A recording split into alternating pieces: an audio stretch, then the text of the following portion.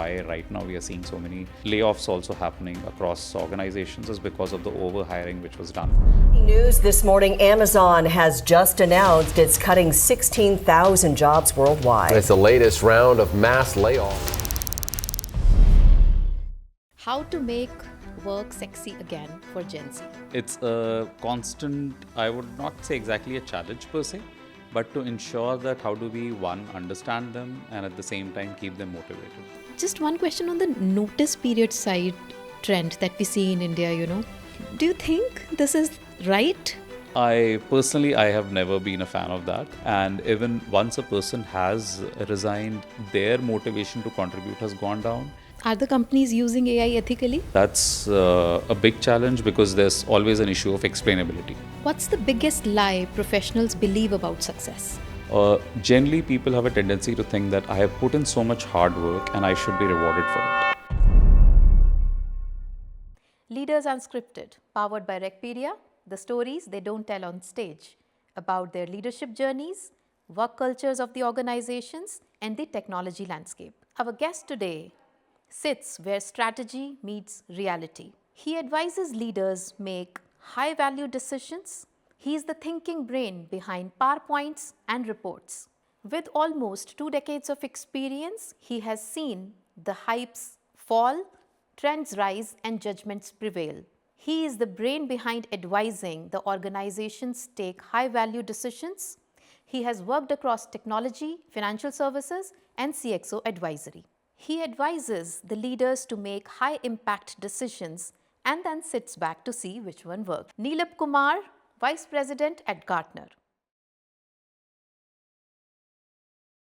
Nilabh, what has been your journey so far from your birthplace, schooling, college days to making this big in the corporates? I think I was born in Guwahati, so my father was working with a public sector undertaking company. And there I spent around 6-7 years of my first 6-7 years of my life. And I started my schooling there, but obviously most of my schooling had actually happened in Noida, where I was first in a convent school, then I went to DPS Noida to do my 11th and 12th. And from there, I then went to do engineering like most other people were doing. My father was an engineer, so naturally it was the most obvious thing for me to do. I was able to get into a government college in Lucknow, from where I did my electrical engineering, though to be honest, I don't consider myself an engineer because I know I did not study that much. And post that, obviously everyone was getting into IT jobs. I was fortunate enough that the IT boom was on at that point of time. I got placed in a fantastic company called Candid, which was an MNC based out of Canada and India. And it was gradually acquired by Capgemini. And there I worked for around 2 years, where I was working on Java technologies, focused on distributed systems. Obviously, 2 years is not that much of a time to actually become an expert. So I was trying to get a sense of the corporate world, though I knew that I can probably add more value in other areas.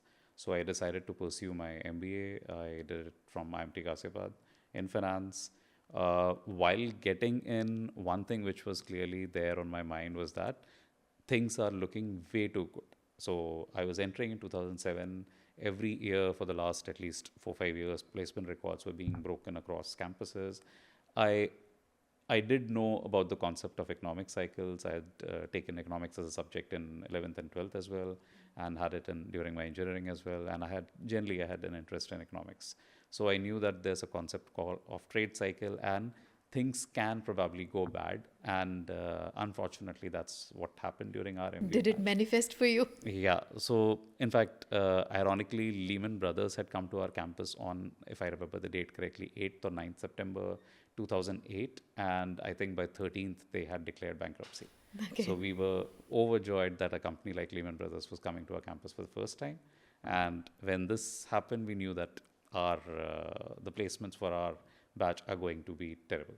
And that's exactly what happened. So by the end of the placement week, barely a third of our batch was placed. I was lucky to get placed in I got placed in SBI Life Insurance, It was obviously not my top choice, to be honest, and I was not even sure if insurance sector was something which I would want to get into to start with.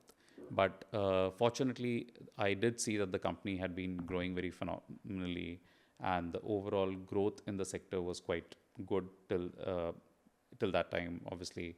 And and one problem which obviously was there when you pass out in a recession year is that the salaries you get are not that great. So I started with a salary which was not that great to start with, but for anyone listening in, I would just recommend one thing: whenever you are judging a job, don't judge it by the salary it offers. Focus on the profile it gives you, focus on the opportunities of value addition which it provides. Because ultimately, I did get a good role there. I was able to understand the nuances of how a regional strategy plays out. I was working very closely with a regional director there who was handling all channels, who was handling all functions there. I spent very little time there. I was there for just a little under 1 year. But even that gave me at least some good exposure in terms of how things function at a ground level. So follow the impact of the role rather than Yeah. the money, Exactly. because money exactly. follows the impact Money later. does follow. Yeah, Yeah. yeah. When Right. you put in the hard work, and obviously if you get to work with really good people, which I have generally been blessed with, so things do tend to fall in place. From there, I then moved to Max Life Insurance, where there was a role in the corporate strategy team. Yep. I was taking care of market intelligence there, as well as contributing to multiple strategic projects there. Again, that's probably one that was the role which helped me develop a lot of confidence. Okay. Because before that, I was not always sure how much value am I creating, how much value can I bring in. When I joined Max Life, particularly, and the kind of people I got a chance to work with, I think that also had a rub-off effect on me. And wherever I looked, whatever I was trying to do, I tried to give my best shot possible. Looks like you have been, blessed with good mentors during Definitely. your early Yeah, years yeah, of your yeah. career. Not just early, even right now, I have been very lucky that all through most of my 18 years career, I've got a chance to work with phenomenal people. Amazing. I think that's a blessing in itself. So for Gen Z, I think what you're suggesting is that maybe look out for mentors and look out for impactful roles, and money shall follow. Yeah, yeah, yeah. And see, money is something which, one thing which we tend to forget is when we are, even when, for example, when we are passing out from our MBA in particular, everyone looks at packages, everyone talks in terms of packages. But then you have to realize that you are getting into the job market at an age of 21 or to 25 typically, and you will be working till the age of at least 60 or even longer. So it's a long race where after a few years you would realize that money is important. I'm not saying it's not important, but it's secondary. Yeah.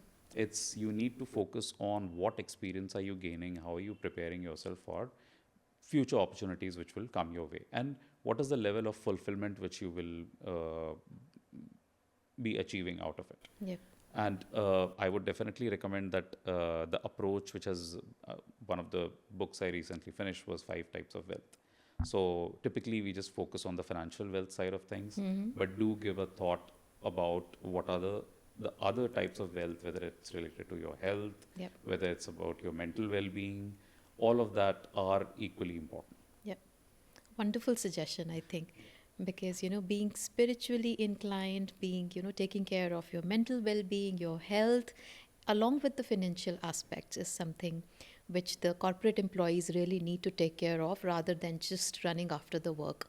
And if I continue about my journey, so Max Life obviously gave me a fantastic experiences in terms of what are the pain points which a company needs to manage, how does strategy formulation take place, what impact of say external factors has on a particular company. So there were major regulatory changes which had happened during my tenure. In fact, when I was switching from SBI Life to Max Life, the day I had accepted my offer letter, that very day SEBI came and banned all the unit-linked products within insurance sector, which were almost 90% of the entire market.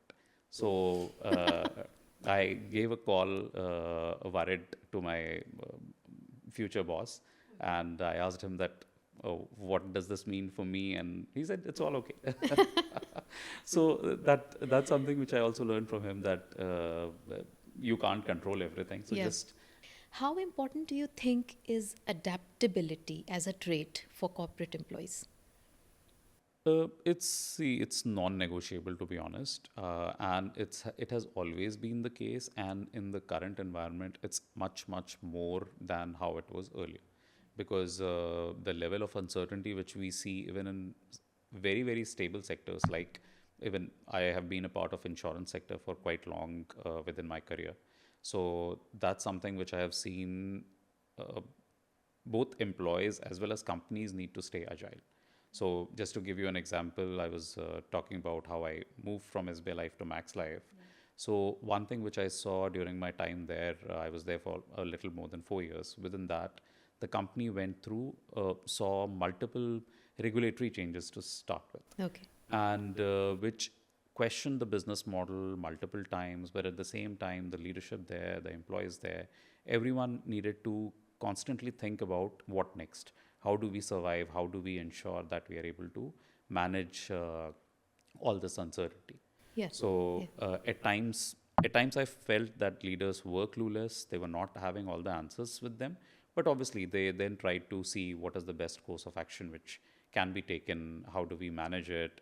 Either aligning better with stakeholders, making employees understand what is the best course of action, realigning their priorities, and even at times taking inputs from consultants, acting on them, making restructuring decisions. So a lot typically goes into how companies function. And as employees, as typically what happens is we are only aware of a small part of the puzzle which we are taking care of.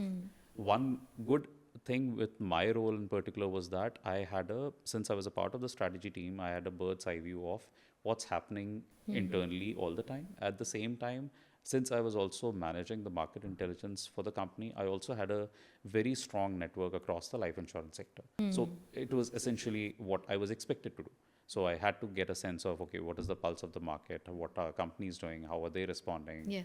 What is working for them? What is not working for them? All of that gave me a very good in and out picture of how things are shaping.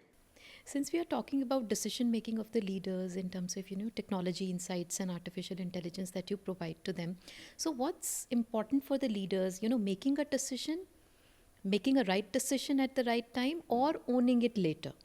Uh, See, I think both of them are obviously important, and making the right decision itself is, first of all, that's not easy, Yeah, because exactly. see, you have also been a leader in your respective organizations. You would also know that a lot of decision making has to happen on the back of incomplete information, or at times information is not even available. So when you take certain calls, you can have implications of those which are not ideal.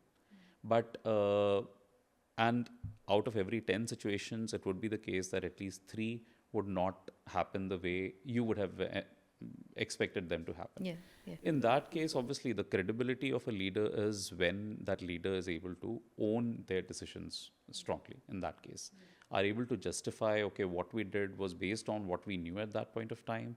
There are again hard measures which need to be taken if the decision goes wrong, but that's how leadership is. Yeah, yeah. So I think, because of all of these nuances of, market being evolving, and then leaders they may not be making the right decision at the right time because of lack of information. So how do you think the new ways of working in terms of agility is impacting the entire gamut and landscape of business models? Because we have been into traditional ways of working where our organizations have been set up in traditionally aligned org structures. But now agile ways of working have become indispensable because of these changing market conditions.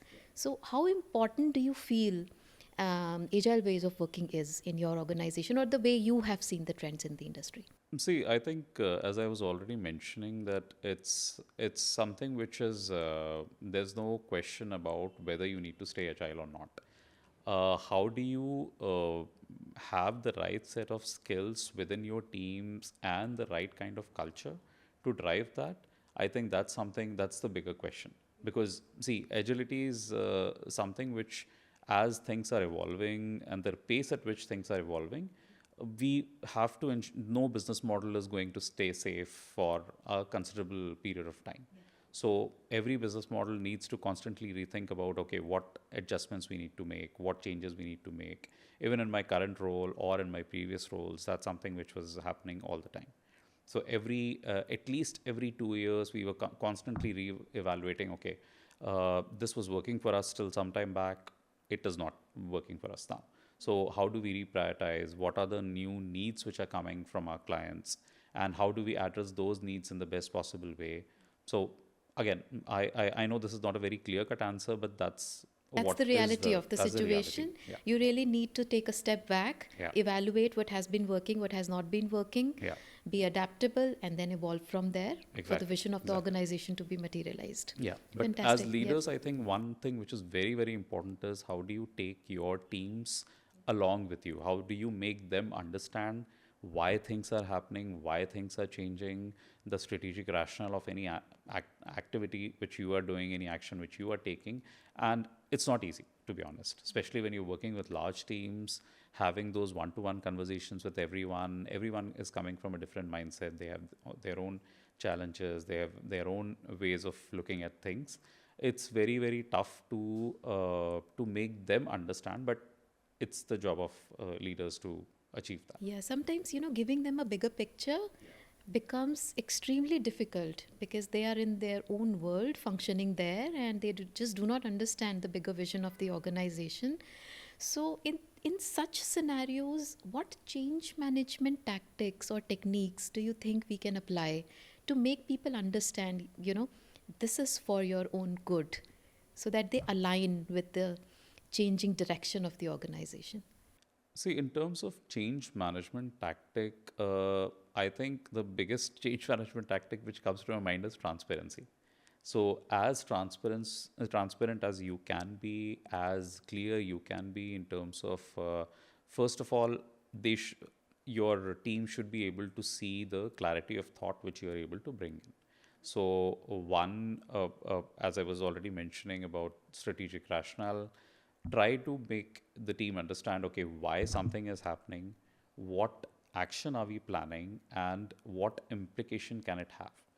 Again, that chain is not always easy to quantify or easy to explain, but I think that becomes paramount if you are trying to drive any change within the organization. Yeah, and if they see what's in it for them, then they get aligned, right? Yeah. That bringing in that what's in it for them is extremely, extremely important, because without that, there is a certain level of disengagement which keeps coming in. And I think in times like what we are currently seeing for at least more than a year now, I think that's something which we are seeing in our teams. Yeah. And that's exactly the reason you said transparency, right?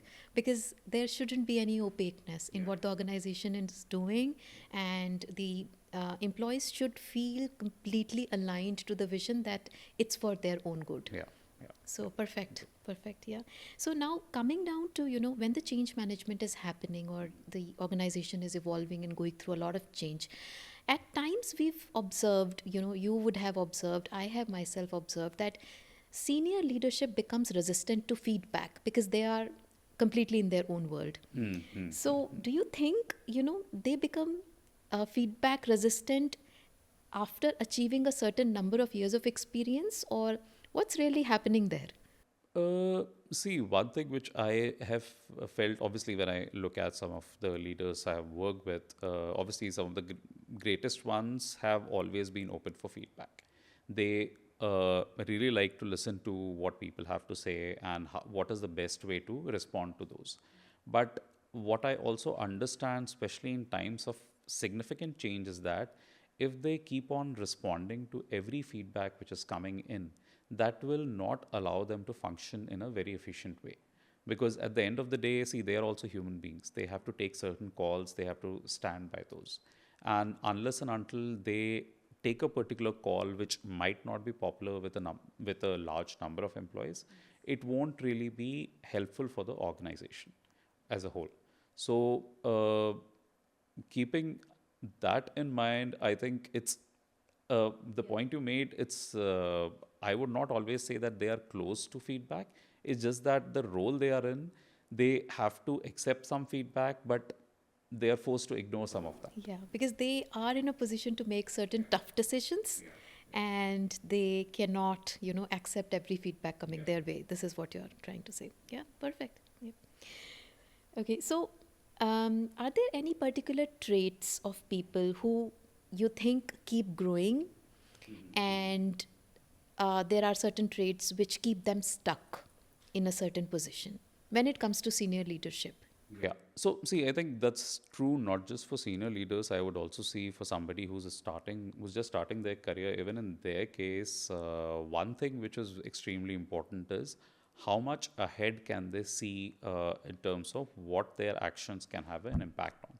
So, if I look back at my own career in the early years of my career, I was just probably fixated upon, okay, this is a task which I've been given. Okay, let me just complete it and get done with it.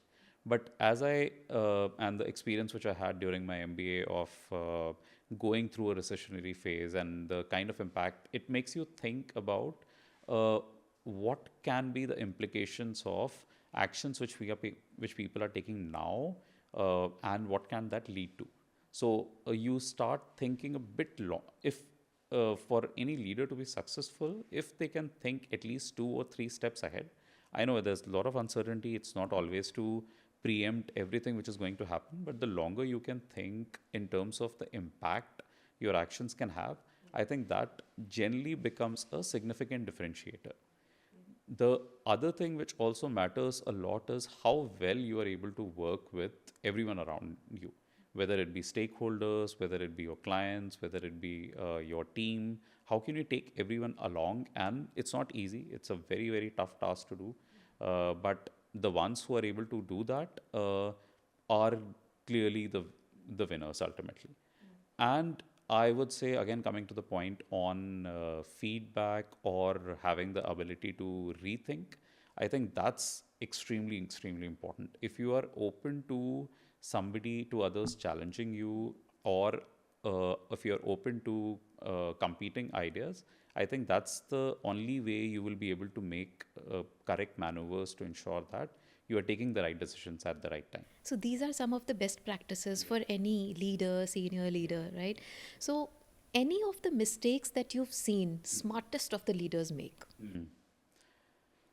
Uh, See, one is not being agile enough to respond to how times are changing. So, and this is something which we saw, especially during the post-COVID years, 21, 22 in particular, where across organizations, what was happening was, as an analyst, I could see that, again, I talked about economic cycles earlier, trade cycles earlier. What typically happens is when inflation comes in, your economic activity, your interest rates then start rising, and economic activity starts reducing a bit. And when for the first time we started seeing inflation in the developed world after a long time, around the middle of 2021, was the time when ideally leaders should have taken a step back and thought about, okay, we are hiring a lot of people, but would the business activity remain so strong in a few quarters' time? I think that pulse check most leaders did not do at that point of time. And one of the big reasons why right now we are seeing so many layoffs also happening across organizations is because of the overhiring which was done during 21 to 23, and which was a clear outcome of not thinking ahead in terms of what can be the repercussions of. Right at that point of time, the business activity was significant. Everyone was focusing on developing new technology tools, focusing on digital transformation, the demand for consulting services, for technology transformation services, everything was booming. And naturally, there were companies which more than doubled their sizes. But all of that obviously is now coming to bite companies when the business activity has slowed down. And being an analyst at that point of time, I could see that, okay, inflation is going to rise in the next few quarters, and we are expected to see a slowdown. Would you hire someone who has been laid off? I would definitely. Does it say anything about the person's ability, in your opinion? Not at all. Not at all. See, layoffs are something which happen not on the basis of an individually. Typically, see, out of every 10, probably there would be one individual who would be laid off because of their because of performance issues. But if you generally look at layoffs, they are more about the economic reality or the business reality has changed around that role. The role probably became redundant. In fact, hiring an employee who was laid off earlier can actually be advantageous if that person has the right skills for a particular job. Because see, the person would be quite eager to contribute as much as possible because they have seen Their downward journey for no reason. for no reason, no fault of theirs. So they will be eager to contribute because they would want to stay relevant for as much as possible. And at the same time, as a recruiter, it would offer us, say, very limited notice period. Naturally, the person would be immediately available to join. So that's just one advantage. And at the other end of the spectrum is also the fact that these individuals have seen uncertainty. So the resilience which they will be able to bring to a particular role would be very sharp. So I would definitely go ahead and recruit somebody who has been laid off if they have the right skills, the right experiences. Yes. So it really depends upon their resume and the skill set they bring to the organization and the attitude and behavior. Exactly. Okay, so just one question on the notice period side trend that we see in India, ranging from 60 days, 90 days. Do you think this is right? I don't think so at all. Because if I... Is it needed in the first place? I have never been a fan of that. I feel 15 to 30 days is more than enough for most knowledge transfer to happen. And even once a person has resigned, their motivation to contribute has gone down. And at the same time, their stakeholders' motivation to involve them in various activities and their team members to loop them into something, that has also gone down significantly. So the actual value which an individual can bring in those particular final days, I think that's negligible. Plus, there's an opportunity cost for that individual. He might be losing as many opportunities outside in the market just because he has to sit there for 90 days doing nothing. And it's a loss for the companies also. You are unnecessarily paying extra salary to an employee who's not invested enough, and which is obvious from an employee standpoint. Yeah. Okay, so coming back to the senior leadership, how do you know when they are really compromising on their values just because of the organizational culture versus when they are aligned with the organizational culture themselves? See, there are no easy answers for that. I have been fortunate that I never had to be in a situation like that where my values were being questioned in an organization. Generally, I've worked with fantastic people, but even if there's a hypothetical situation, I believe that it's a time when probably a leader should walk away rather than compromising their values. Yeah, rather than compromising their So values. you would rather say no to your boss rather than accommodating on your values or compromising on your work values. I would say so. Yeah, I would say so. That as long as if the situation is such that it's a major change, which is which I'm not comfortable with, but at the same time, I do understand the strategic rationale for it. That say a company strategy has changed, or it's a necessary step, I would be comfortable with it. But I think if it's something unethical where probably a company is trying to offer services which are not in the best interest of a customer, that's probably a time when I would want to move away. Okay. So what does really make a leader? Is it their job title, their role, or who they are as a person? See, leaders are, even somebody who's starting their career, they can be a leader. So I think leaders are obviously, when you have a title, when you have a role, that gives you a significant leverage to act, to take decisions. But at the same time, leadership is defined by the traits which you demonstrate on a job. So a leader is somebody who is able to understand what is the need of the hour, how can she or he help their stakeholders achieve the objectives which they are trying to achieve. One, having that understanding, then owning any piece of work which they have end to end, even when somebody has not asked them to own that. Even if you're doing something as basic as even organizing an offsite for your team, so even if that you can you take complete ownership of that, ensuring that everyone has a best possible experience, I would even count that as a good leadership trait. Nilabh, how to make work sexy again for Gen Z?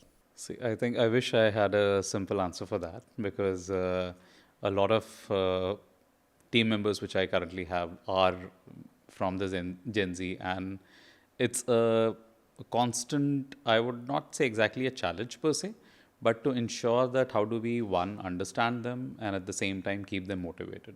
Because, and it's quite unfortunate that they are entering the job market in a relatively tough environment, because what that has meant is that the budgets which companies have to spend on engaging them better, that's not currently existing readily across the board. And at the same time, they do expect to have some fun at work, but unfortunately, this overall business environment is not that great. So we are really not able to engage them as effectively as we could have. And the workplaces really need to innovate and evolve when it comes to engagement of Gen Z and getting the best out of them. Yeah, yeah. Though having said that, see, companies are also still trying a lot, even with the limited resources which they have. At least that's what I've seen both in my current organization and my previous organizations as well. That there's a lot of effort to ensure that those who are joining the company afresh have the best possible experience. But whether that expectation is being met or not, that's something which is up for debate. And honestly speaking, I think those from Gen Z who are joining us are not really feeling as comfortable as they would have wanted to. So we really cannot blame the new generation. We cannot. It's really Yeah. the corporates who need to evolve and make themselves adaptable Yeah. so Yeah. that Gen Z feels More at peace in terms of, okay, that we have joined a company which is caring for me. So there are no easy answers, to be honest. The first thing which companies need to obviously do is first realize that this is a generation which works with a very different mindset, which has a very different attention span, and which has different levers for motivation. So then understand those levers and then act according to them. Yeah, absolutely. Any particular certifications or courses that you recommend for Gen Z or whoever is now entering the workforce in the era of AI and the kind of disruptive market that we have in front of us? See, there are no very, very clear answers, to be honest, and that's something which, even for me personally, it's been I have also been thinking about what certifications to exactly pursue, what languages to learn, what capabilities to develop. I'm also still figuring out. For example, I recently did one from a small course from Oxford University. It was more a theoretical one. I was hoping for a more hands-on one.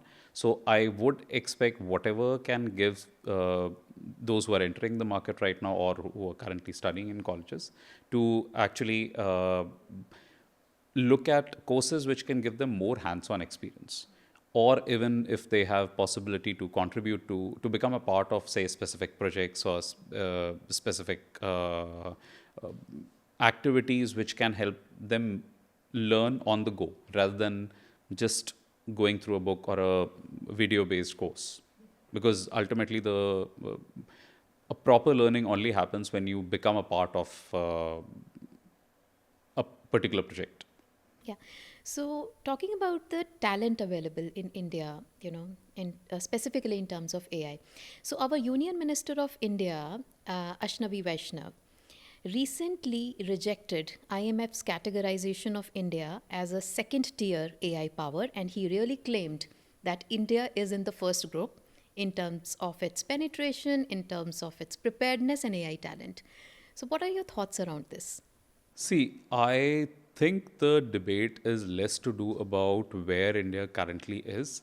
I think it's more about what potential India has and how do we tap it. Because whatever said and done, I think the talent base we have is absolutely unmatched. If you look at the amount, even just in terms of numbers we have of professionals who can enter the market and address the unmet need to implement AI-based solutions, I think that's something which I know for sure China does not have, given its how it is placed demographically. I know US definitely does not have. So I think India is definitely best positions to meet any gap or any demand which would arise in the future.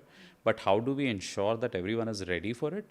I think that would require a lot of effort, both from a policy making perspective and again from a from company standpoint. I know both these levers are acting. I know government is also proactively thinking about these, and even companies are working to upskill their workforce. Of course, there are still no clear answers. Nobody really has a perfect solution. Okay, you do these 5 things and you have a ready workforce.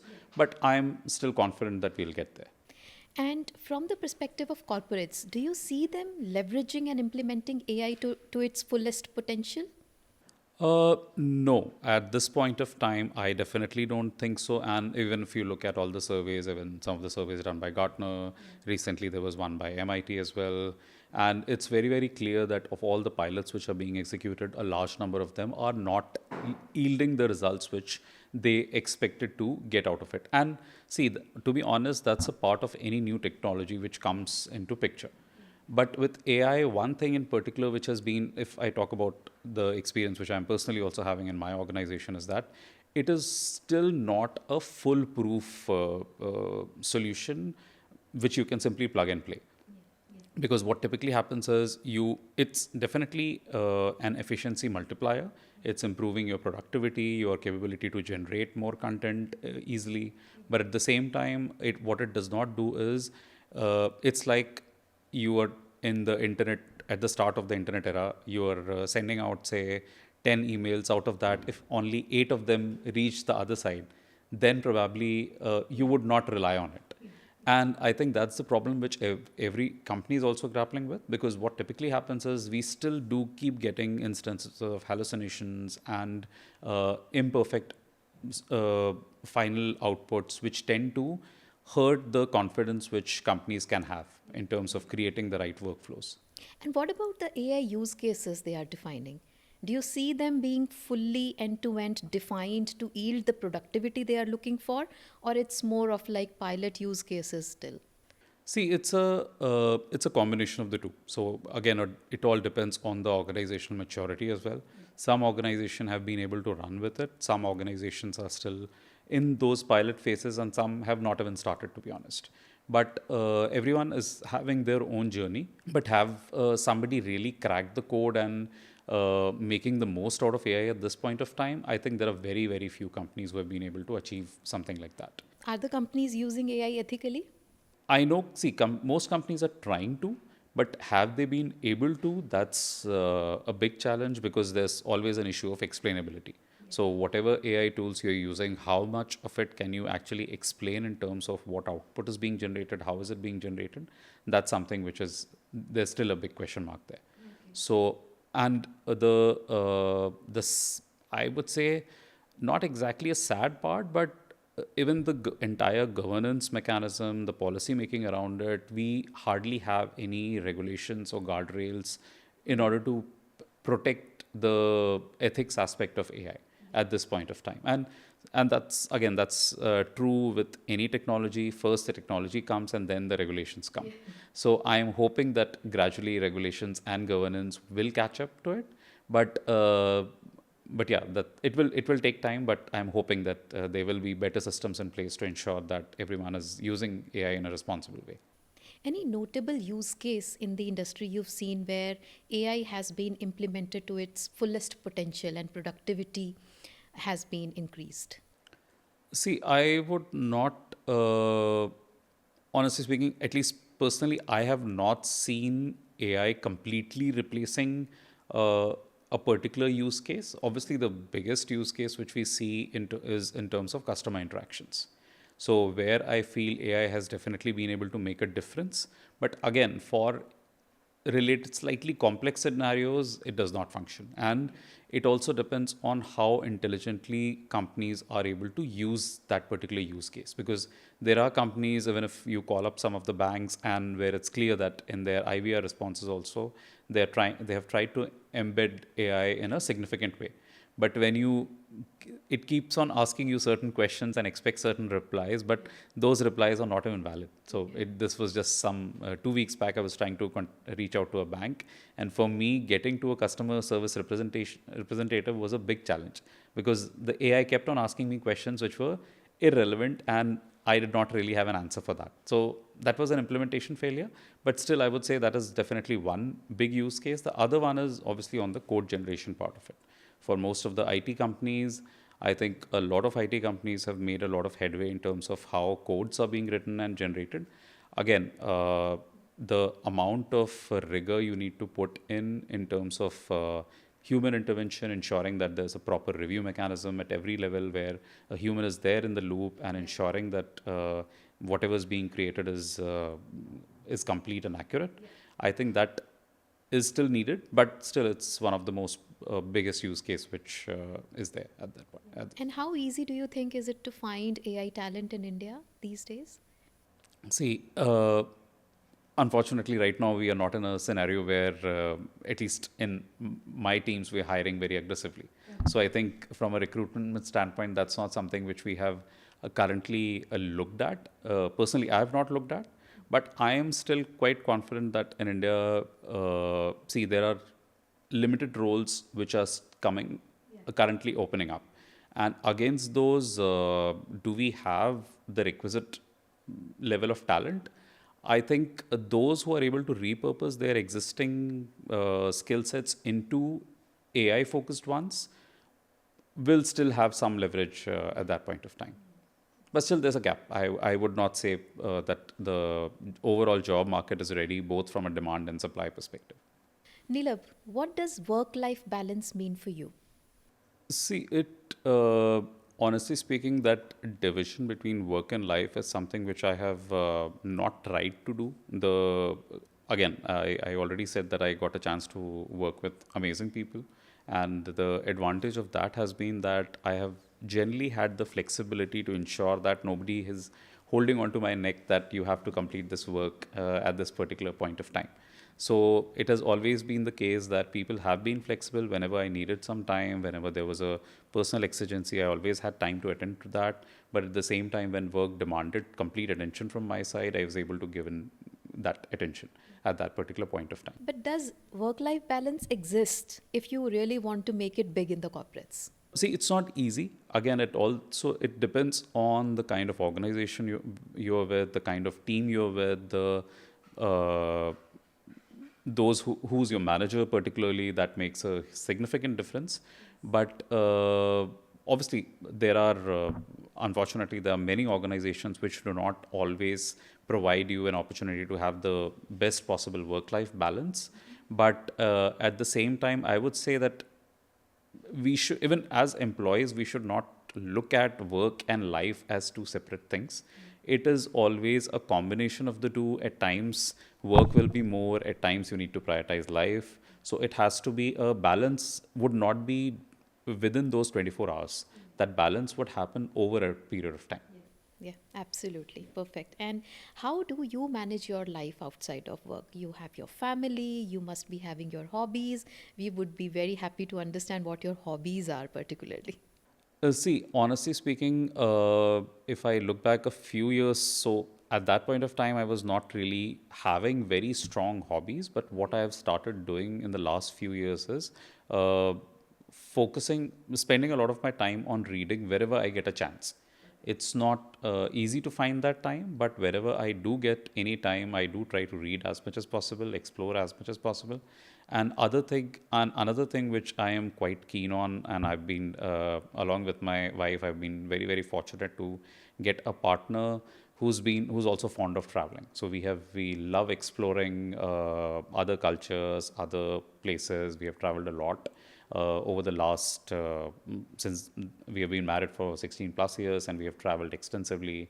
So I think that's something which I really cherish, all the experiences which we have been able to create. So I think that's largely it. And Obviously, what's your favorite destination? so far, I would say the perfect vacation which we have had was probably Spain. So we were in southern Spain and Barcelona, which was one of our first. It was more than a decade back, almost a decade back, and obviously it was one of our first proper European vacations as well. That there's another charm to it. Of course, after that, if you visit other European destinations, you get a feeling of you've been there, done that. But Spain was our first such exposure, so naturally that was Did our. you get to attend Tomatina? Sorry, yeah, no, we did not. We did not. We It's were. a typical zindagi na Yeah, milegi yeah. dobara. No, we did not do that. We were not very keen on that at all. But yeah, otherwise we loved the ambience there, loved the overall feel of the place. So it was a perfect vacation. Okay, so what do you suggest Gen Z should expect before they enter the corporates? What kind of life do you think they should expect? See, one thing, it's a slightly hard advice. Don't expect what your seniors got from their careers. So earlier it used to be, if I talk back, say 20, 25 years back, what used to be the scenario is that somebody got into a particular company, probably they will be retiring from it. Yeah. So if I talk about my own father, he was with a PSU and he spent 30 plus years there. He retired from the same company, and that was about it. And even fortunately, even for our generation, generally, what the norm was, you start your career with a company, you then probably continue with the same company, or you move to a different company, and you kept on growing gradually. But increasingly, what we are seeing, even that's applicable even for our generation now, is that there's no linear career growth path which now exists. So when you are entering a particular job, expect there will be disruptions, there will be experiences which will probably not be favorable, given that we are in such a dynamic environment. It would not always be the fault of the company per se, but it would be also a reflection of the times we are in. So don't expect a straight line curve, but at the same time, whatever you are doing, just try to see how can you contribute the best in terms of the value you can create for the organization, for the stakeholders, because that's where the learning would be, and that's how you will grow professionally. So you've clearly made it big in the corporate. So what's your life's philosophy? See, honestly speaking, I would not say I've made that big.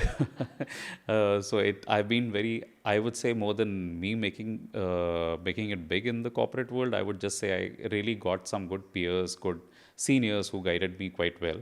And fortunately, even now, the teams which I have are absolutely fantastic. So, see, in terms of life philosophy, I would just say one thing, that what I have always learned from my seniors, and something which I have also tried to do for my teams, is that I avoid creating an atmosphere where people are scared. I always try to ensure that they look at me not as a boss per se, but more in terms of a peer whom they can depend upon, whom they can rely upon, and whenever there's any uncertainty, whom they can reach out to. I am not 100% sure if I have been able to instill that confidence in every individual who's there in my team at this point of time, but that's the broader intent which I always work with. Because, see, at the end of the day, I always know that sometime in the future, we may get a chance to work all over again. So I would always want to leave people with good memories of having worked with me, rather than a situation where people are absolutely scared that, okay, I was working with this individual, and there was so much pressure, so much expectation from me that it almost broke me. So that, I would say, is one of the key philosophies which I generally work with. The other one which I always try to do is, whatever work comes my way, I try to attend to it with as much seriousness as possible. I know that I've not been able to do that perfectly all the time, but whenever I got a chance to do it in the best possible way, I've tried to give it my 120%. What's the biggest lie professionals believe about success? See, I would say more than lie, I would say the misconception which professionals generally have is, and that included even me in early years of my career, is that generally people have a tendency to think that I have put in so much hard work and I should be rewarded for it. That's a misconception which people have. The reason I'm calling it a misconception is simply because, see, the amount of hard work you're putting in is only one of the factors which plays into what is the kind of impact you're able to create. At the end of the day, what matters is what is the resultant impact you have on the business outcomes, on the people you're working with, on your stakeholders, on your clients, and even that along with that impact, there are a lot of other factors. There are external factors, there are internal factors, there are wider macroeconomic and geopolitical factors which are outside of your control. So the only thing I would suggest to any professional who's either entering the career or even who's been working for a while is that you have to try to give it your best, but at the end of it, there are a lot of things which you cannot control. So if things don't, if you do not achieve the kind of success you expected, it's okay. It's okay. So you can give it some time, and you will get there eventually. Okay, thank you. Thank you so much, Nilabh. It was wonderful to have you today at Leaders Unscripted. Thoroughly enjoyed your insights, and I hope you had a great time as much as I Indeed. did. And thanks a lot for the opportunity as well. This is definitely the first time I'm having an experience like this. So I hope I have the discussion was insightful for at least the viewers who are listening to this. Thank you. Thank you.